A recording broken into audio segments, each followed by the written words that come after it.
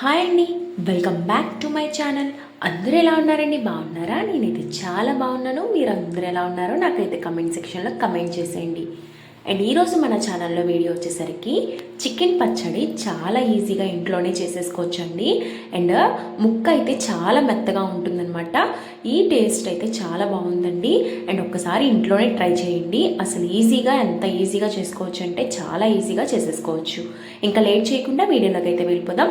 అంతకంటే ముందు మీలో ఎవరైనా నా ఛానల్ ఫస్ట్ టైం చూస్తున్నట్టయితే ప్లీజ్ లైక్ చేసి వీడియోని అయితే కంటిన్యూ చేయండి.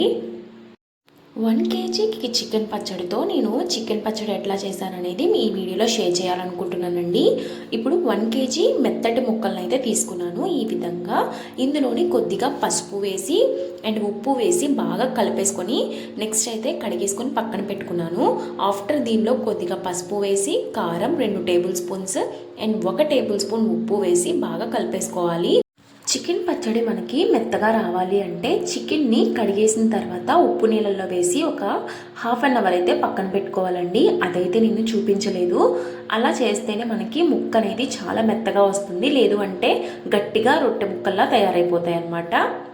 చూసారు కదండి, ఈ విధంగా మొత్తం అంతా ముక్కలు అనేవి చాలా ఈజీగా కారం ఉప్పు అండ్ పసుపు అనేది మంచిగా అంటే విధంగా మనము స్మాష్ చేసుకుంటూ ఇట్లాగా కలిపేసుకోవాలి.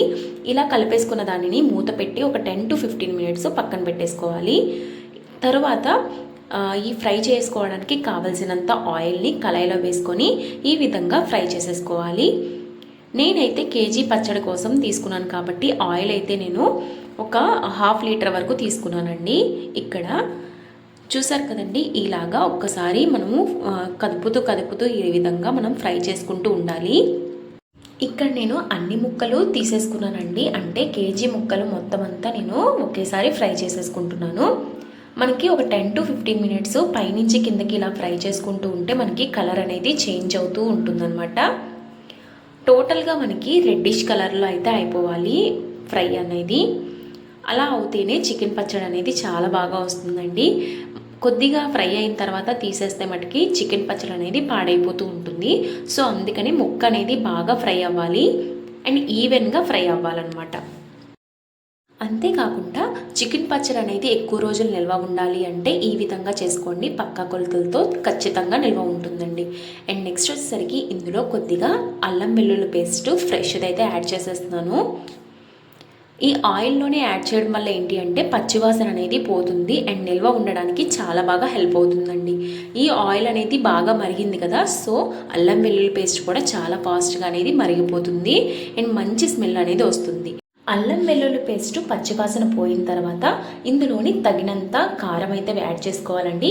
రుచికి సరిపడా కారం అయితే తీసుకోవాలి. అంటే కారం ఎంత తింటారనేది డిపెండ్స్ అనమాట. ఇందులోనే కొద్దిగా ఉప్పు అయితే యాడ్ చేస్తున్నాను రుచికి సరిపడా. ఇందులో ధనియా పౌడర్ జీలకర్ర పౌడర్ యాడ్ చేసుకోవాలి. అండ్ లాస్ట్లో నేను ధనియా పౌడర్ యాడ్ చేస్తానండి. ఇప్పుడు నేను గరం మసాలా అయితే యాడ్ చేశాను. అండ్ ఇవన్నీ పొడులు యాడ్ చేస్తూ మనము చికెన్ని పైనుంచి కిందకి కలుపుతూ ఉండాలండి. ఎందుకంటే అడుగున మాడిపోతూ ఉంటుంది. సో అలా మాడకుండా మంచిగా ఫ్రై అవ్వాలన్నమాట ఈ మసాలాస్ అన్నీ. ఆఫ్టర్ బాగా కుక్ అయిన తర్వాత పైనుంచి ధనియా పౌడరు అప్పుడే మనము ఫ్రెష్గా చేసుకున్న ధనియా పౌడర్ని అయితే యాడ్ చేయాలండి. ఇలాగా క్రంచీగా ఉన్నా సరే సరిపోతుంది ధనియా పౌడరు. అప్పుడే ఫ్రై చేసుకున్న ధనియా పౌడర్ని అయితే యాడ్ చేసేసుకున్నాను. చూసారు కదండి, బాగా ఫ్రై అయిపోయాక దగ్గరికి అయిన తర్వాత మనకి చికెన్ పచ్చడి ఎంతో టేస్టీగా రెడీ అయిపోయిందండి. ఇది 1 to 2 డేస్ ఇలాగా పక్కన పెట్టేస్తే మంచిగా దీని నుంచి ఆరోమా అయితే చాలా బాగా వస్తుంది అండ్ టేస్ట్ కూడా చాలా బాగుంటుందండి. ఒక్కసారి ట్రై చేసి చూడండి. ఈ కొలతలతోనే చాలా టేస్టీగా ఉంటుందన్నమాట చికెన్ పచ్చడి అనేది. అండ్ సంవత్సరం పాటు నిల్వ కూడా ఉంటుందన్నమాట. అండ్ ఇంకా ఇది చల్లారిన తర్వాత మనం చేయాల్సింది ఏంటి అంటే లెమన్ అయితే పిండుకోవాలండి ఖచ్చితంగా. ఈ లెమన్ పిండడం వల్ల ఏంటి అంటే మంచి టేస్ట్ అనేది చికెన్ పచ్చడికి వస్తుంది. నేను చూసారు కదా, ఒక ముక్క తీసి చూపిస్తాను ఎంత బాగా వచ్చింది అనేది. ఇలా చేసుకున్న చికెన్ పచ్చడి అండ్ దోశల్లో కానీ ఇడ్లీలో కానీ లేదు అంటే రైస్లో కానీ చాలా టేస్టీగా ఉంటుందండి. అండ్ ఇది కొంచెం ఊరిన తర్వాత మంచిగా లిక్విడ్ లాగా తయారవుతుంది మనకి, ఊర్పులాగా. అండ్ చాలా బాగుంటుంది అనమాట. అండ్ ఇది ఒక 8 కంటైనర్లో స్టోర్ చేసుకుంటే అండ్ 1 year వరకు నిల్వ ఉంటుంది. అండ్ ఈ వీడియోని ఇక్కడితో ఎండ్ చేయాలనుకుంటున్నానండి. ఐ హోప్ ఈ వీడియో మీకు చాలా బాగా హెల్ప్ అవుతుంది అనుకుంటున్నాను. ఒకవేళ నచ్చినట్టయితే please like, share and don't forget to subscribe. Thank you for watching guys. Have a nice day and follow for more videos.